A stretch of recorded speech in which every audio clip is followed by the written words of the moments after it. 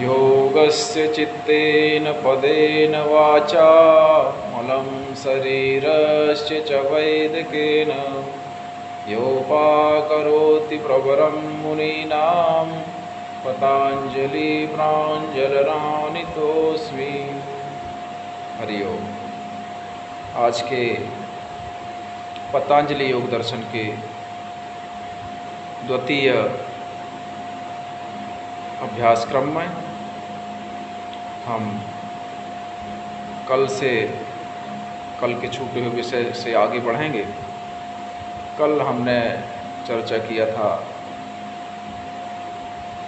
योग सूत्र के अथ योगानुशासनम, योग क्या है। तो महर्षि पतंजलि ने कहा कि योग चित्तवृत्ति निरोधा, अर्थात चित्तवृत्तियों का निरोध ही योग है। चित्तवृत्तियों का निरोध कैसे होगा, चित्तवृत्तियाँ क्या हैं, इस विषय पर हम आगे बढ़ेंगे। इसके पूर्व योग सूत्र के सूत्र क्रमांक 3 में कहा तदा दृष्टि स्वरूपे स्थानम, चित्तवृत्तियों के निरोध हो जाने पर दृष्टा अपने स्वरूप में स्थित हो जाता है, जो कि योग का अंतिम और परम लक्ष्य है। और जब तक चित्तवृत्तियों का निरोध नहीं होता तो वह क्या होता है, दृष्टा अपने स्वरूप में जब नहीं रहता तब क्या होता है। तो उसके लिए पतंजलि महाराज ने कहा वृत्ति सारूप्य मितरत्र, अर्थात उस समय वह उसका स्वरूप वृत्ति के सदृश्य होता है। जब योग साधनों के द्वारा चित्त वृत्तियों का निरोध नहीं हो जाता तब तक दृष्टा अपने चित्त की वृत्ति के अनुरूप ही अपना स्वरूप समझता है, उसे अपने वास्तविक स्वरूप का ज्ञान नहीं होता। इसलिए अपने वास्तविक स्वरूप के ज्ञान प्राप्त करने के लिए चित्त की वृत्तियों का निरोध करना आवश्यक है। तो उन्होंने कहा चित्त की वृत्तियाँ क्या हैं। महर्षि पतंजलि कहते हैं कि वृत्तयः पंचतयः क्लिष्टा क्लिष्टा, वृत्तियाँ 5 प्रकार की हैं, जो क्लिष्ट और अक्लिष्ट 2 प्रकार की हैं। वृत्तियाँ 5 प्रकार की हैं जो क्लिष्ट और अक्लिष्ट हैं, जिनके 2 भेद हैं। अब क्लिष्ट और अक्लिष्ट का तात्पर्य क्या है। क्लिष्ट और अक्लिष्ट से तात्पर्य ऐसी वृत्तियाँ जो साधना के मार्ग में श्रद्धा, उत्साह और लगन पैदा करने वाली हैं, वो अक्लिष्ट हैं। और जो साधना के मार्ग पर अश्रद्धा, निरुत्साह और अरुचि पैदा करने वाली हैं, वो क्लिष्ट हैं। क्लिष्ट और अक्लिष्ट वृत्तियों के बारे में हम कैसे समझें कि ये वृत्ति क्लिष्ट और अक्लिष्ट, हम कैसे उसको धारण कर रहे हैं, वो हम तब समझेंगे जब वृत्तियों के बारे में हमें ज्ञान होगा कि वृत्तियाँ वास्तव में क्या हैं। तो वृत्तियाँ 5 प्रकार की हैं उन्होंने बताया। अब वो 5 प्रकार कौन से हैं वृत्तियों के, तो महर्षि पतंजलि कहते हैं प्रमाण, विपर्य, विकल्प, निद्रा, स्मृति। प्रमाण, विपर्य, विकल्प, निद्रा और स्मृति, ये 5 प्रकार की वृत्तियाँ हैं। मस्तिष्क में या चित्त में मन, बुद्धि और अहंकार तीनों से मिलकर चित्त बना हुआ है। और जो हजारों प्रकार के हमारे मन में संकल्प आते हैं, विचार आते हैं, वो इन्हीं 5 प्रकार की वृत्तियों में वर्गीकृत हैं। हर एक कोई ना कोई विचार, संकल्प इन 5 में से किसी न किसी वृत्ति में आता है। तो 5 प्रकार के वर्गीकरण है प्रमाण, विपर्य, विकल्प, निद्रा और स्मृति। तो प्रमाण क्या है। प्रत्यक्षानुमान आगमः प्रमाणानि, उसकी अगले सूत्र में कहते हैं प्रत्यक्ष अनुमान, आगम और प्रमाण।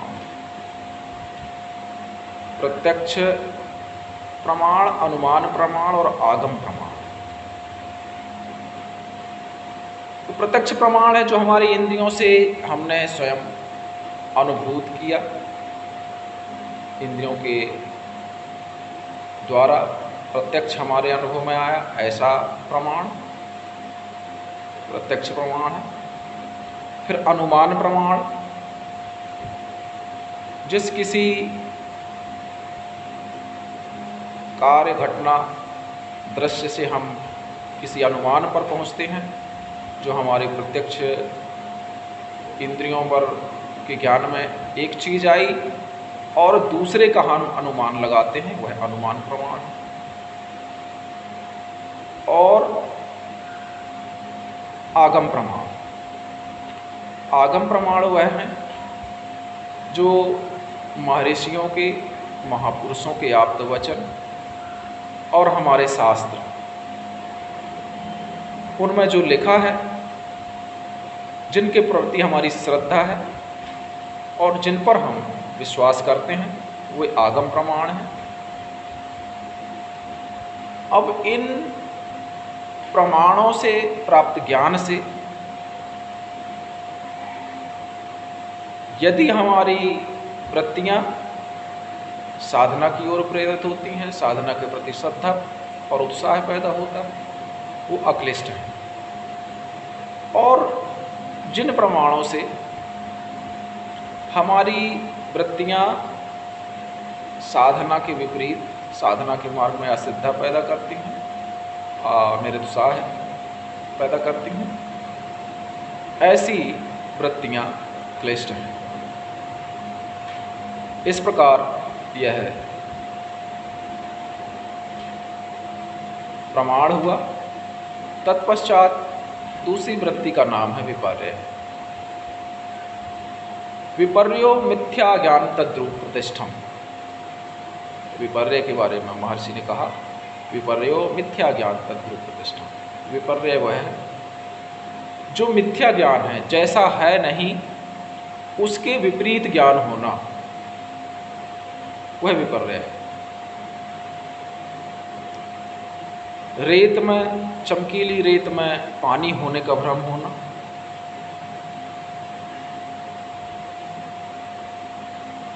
रस्सी में सांप की प्रतीति होना, ऐसा ज्ञान जो वास्तव में है नहीं, मिथ्या है, परंतु ऐसा प्रतीत है, जैसा है नहीं वैसा प्रतीत होना, विपर्य ज्ञान। यदि ऐसा ज्ञान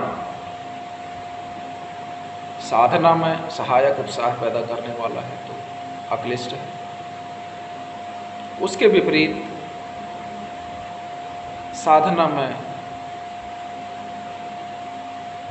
अश्रद्धा पैदा करने वाला है, हतोत्साह करने वाला है तो क्लिष्ट है। विपर्य के बाद विकल्प, विकल्प वृत्ति तीसरी वृत्ति है। इसके विषय में योग सूत्र में महर्षि पतंजलि कहते हैं, शब्द ज्ञानानुपाति वस्तु शून्यो विकल्प। ऐसा ज्ञान जो ना तो प्रत्यक्ष इंद्रियों द्वारा, ना अनुभव द्वारा और ना आगम द्वारा प्राप्त हुआ, ना ही विकल्प द्वारा प्राप्त हुआ, विपर्य द्वारा प्राप्त हुआ, किंतु विकल्प द्वारा प्राप्त हो रहा है।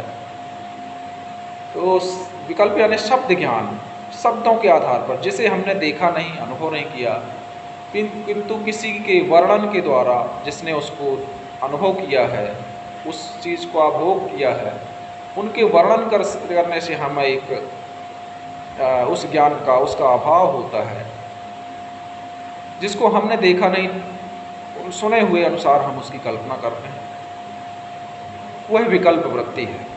शब्द ज्ञानानुपाति शब्द वस्तु शून्य विकल्प। जैसे स्वर्ग के सुखों के बारे में यदि वर्णन किया जाए, जो कि हमने देखा नहीं, वो भोग नहीं किया, परंतु सुनने के आधार पर हमारे मस्तिष्क में ऐसी एक वृत्ति बनती है, ऐसे ज्ञान को हम विकल्प ज्ञान कहते हैं, विकल्प वृत्ति कहते हैं, जिससे और इस प्रकार के ज्ञान से यदि हमें साधना में श्रद्धा, उत्साह और लगन बढ़ती है तो वह अक्लिष्ट है। और इसके विपरीत यदि हमें साधना के मार्ग में हतोत्साह करती है, अश्रद्धा पैदा करती है, तो वह क्लिष्ट वृत्ति है। तत्पश्चात चौथी वृत्ति है विकल्प निद्रा स्मृति। निद्रा, महर्षि ने निद्रा को भी एक वृत्ति कहा है। यद्यपि निद्रा में हमारे मस्तिष्क में विचार की स्थिति नहीं रहती, विचार शून्य अवस्था रहती है, किंतु जब हम गहन निद्रा से उठते हैं, जागृत होते हैं, तो एक ऐसी वृत्ति जो यह अनुभव करती कि हम गहन निद्रा में थे। कहते हैं कि आज तो मैं बहुत गहरी निद्रा में था, जैसा कुछ होश ही नहीं था। तो जिस वृत्ति को ये होश था, ज्ञान हुआ कि मैं गहरी निद्रा में था, वह निद्रा वृत्ति है।